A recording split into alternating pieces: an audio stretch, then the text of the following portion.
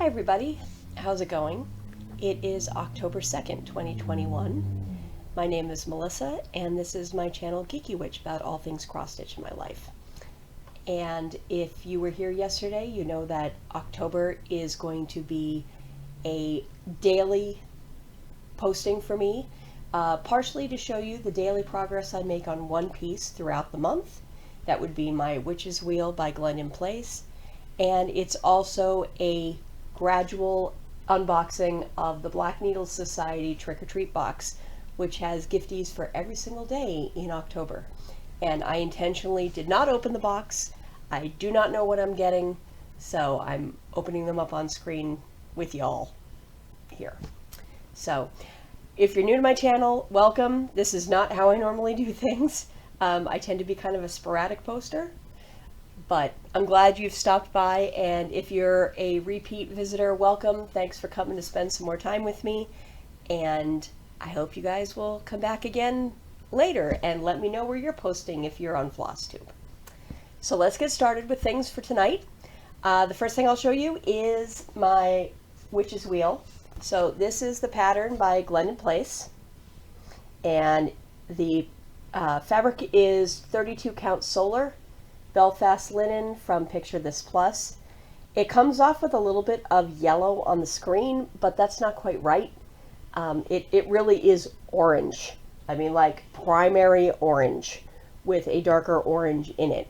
All of the cross stitches are in black in DMC 310, and then you'll notice that there are some colors, especially in the witch's hat, but there also are some things elsewhere in the pattern.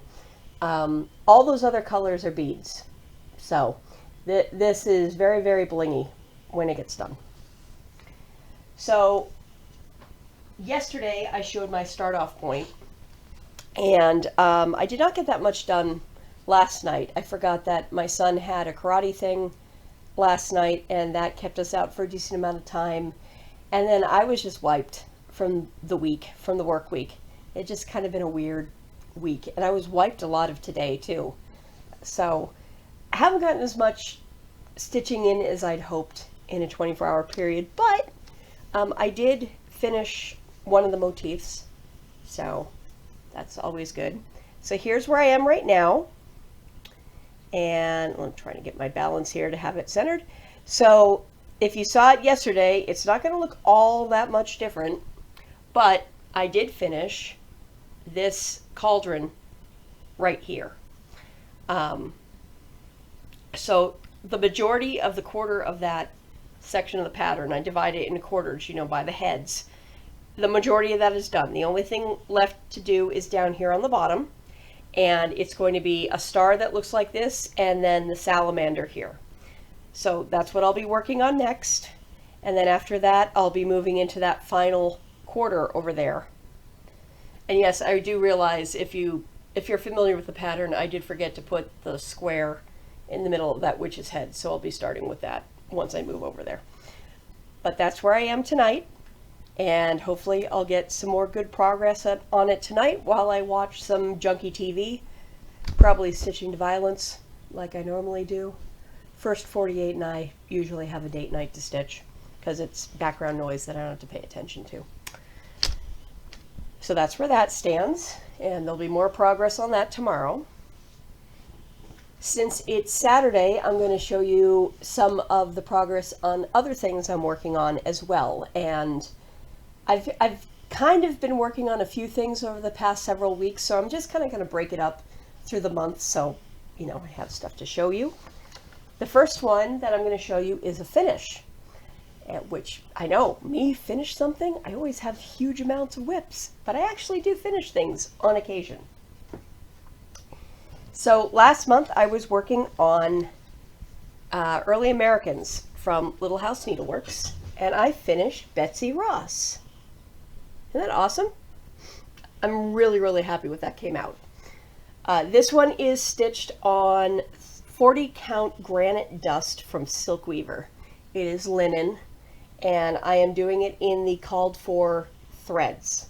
So I think they're pretty much all Classic Colorworks. Yeah, they're all Classic Colorworks. So that's what that looks like.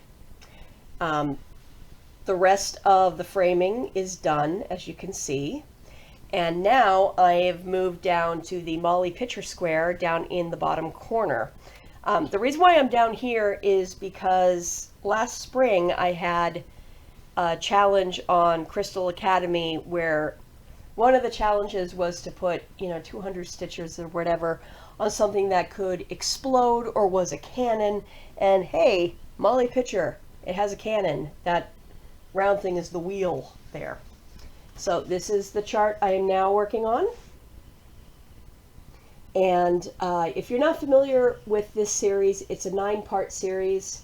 They're obviously all the same size, so you can stitch them individually as they're shown on the individual charts, or you can stitch them as a 9-patch like I have chosen to do. I do know that a few different stitchers have created their own like borders to put on the outside of the 9-patch. I am not planning on doing that. I am just going to leave it as it is, but then we'll see what I do for a frame on the outside. But yeah, so I've got one finish. Yay! I'm happy. Don't know if I'll get Molly picture done by the end of the year. Hopefully I will though. Kind of depends on how things go.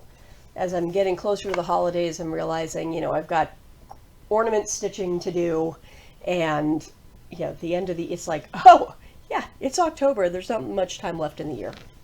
God help us. All right, the other piece that I'm going to show you is one that I have been doing a decent amount of work on this year. I've had it for both Crystal Academy's challenges and also part of the Alpha My Bet on Semi-Sane Stitchers, which the goal is to stitch essentially an entire alphabet in the course of a year, taking like one letter every 2 weeks. And then by the end of the year, you have a finished piece. So I'm a little behind on that. I think they're up to like T or U now. But when I start working on this, it kind of flies and I get like 3 letters done quickly at a time. So I'm thinking I can get myself caught up on this too by the end of the month, because it really does go quickly. So this is Alphabets by Wild Heart Designs. I know the photo is awful. I'm sorry, but it is what it is from back in the day. This is an older chart. The copyright date is 2004. So I don't know if it's still available. Yeah, I don't know if it's still available, but I have seen it pop up every once in a while. So if you've got a favorite cross-stitch shop that carries a lot of nifty stuff, including stuff that, is a little bit older in some of the bins, you might find this. The way that this chart is set up is that it is a band sampler, and it's the uppercase and lowercase letters of the alphabet, and between each alphabet letter is a row of a specialty stitch. So 26 different specialty stitches. Some of them are very simple, like a Smyrna cross, and then there's the couch cushion, which is like 46 different legs to make a really cool design. So there are all sorts of different ability in this. The charts and the diagrams for these specialty stitches are really, really good. So if you're afraid of specialty stitches and you want to give them a try, something like this where you just get a little taste of them is the way to go. I really do recommend it. I'm not someone who's inexperienced with specialty stitches. I'm not afraid of them. But if you are nervous about them, give something like this a try, because it'll just give you a taste, but you're not going to get overwhelmed. And there's plenty of basic cross stitch on this as well. So you can kind of bounce between as you're feeling comfortable. So mine is on 28 count banding. I think it's technically 27 count banding from Zweigart. I bought it from the boys down in New Jersey. And I'm doing it in Nina's threads. She is out of Budapest, I believe. And this is Cherry Coffee. Really pretty color. It goes from kind of a dark dusty rose into kind of like a light brown in like the 840s kind of color. So that's that, and here is what I have done so far.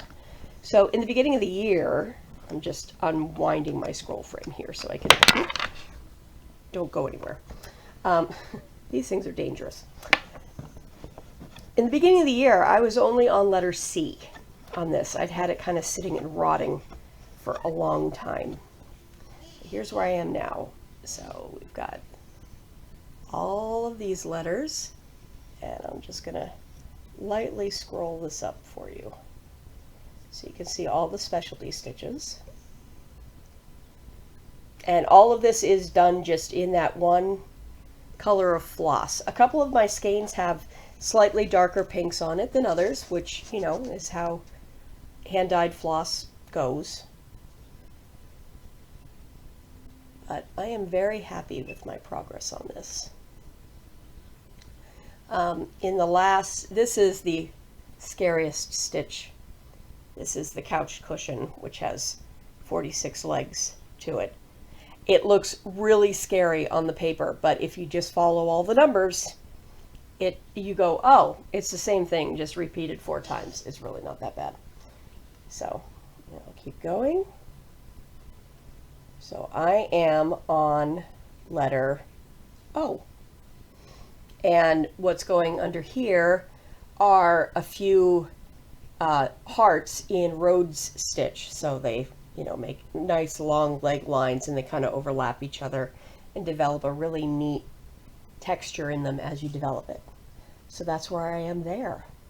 The nice thing about this scroll frame for me, it's just by sheer chance, is that there's 3 letters on a page of the chart, and conveniently that's basically as long as my scroll frame is. So I'm working a page of the chart at a time.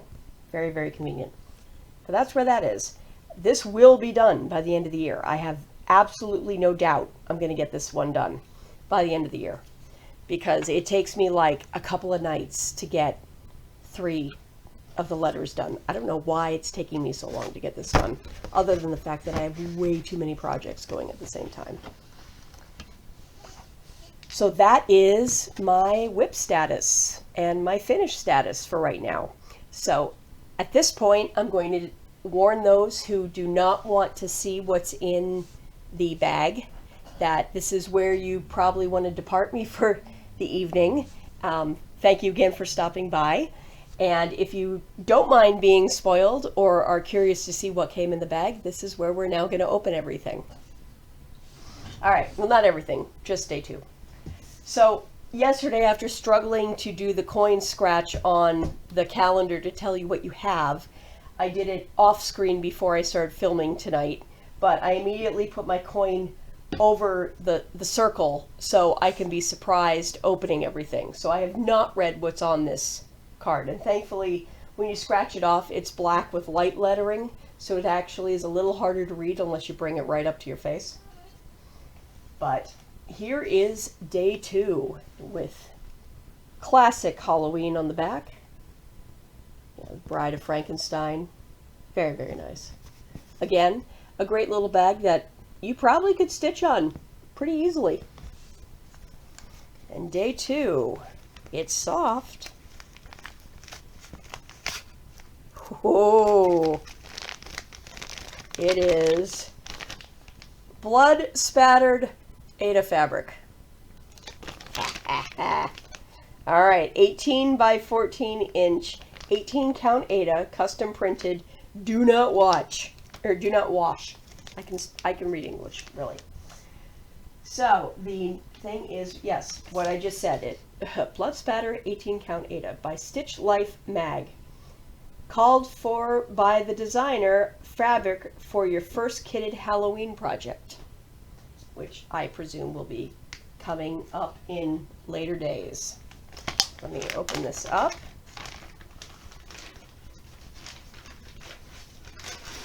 When it's already all edged, that's nice.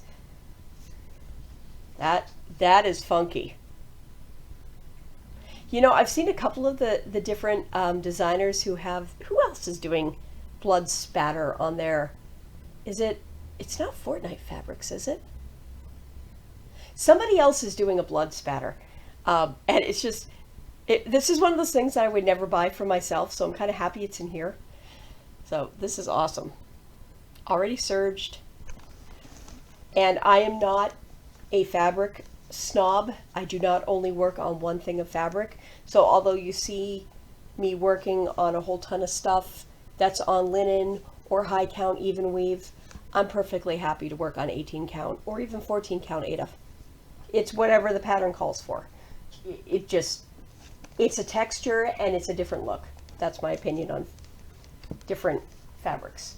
I like to try everything, and I'm an equal opportunity experimenter. So awesome, that's day 2. And now I'm really curious to know what pattern is coming with this. So stay tuned.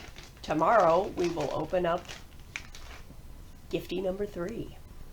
Have a great night, everybody, and I will see you tomorrow. Bye.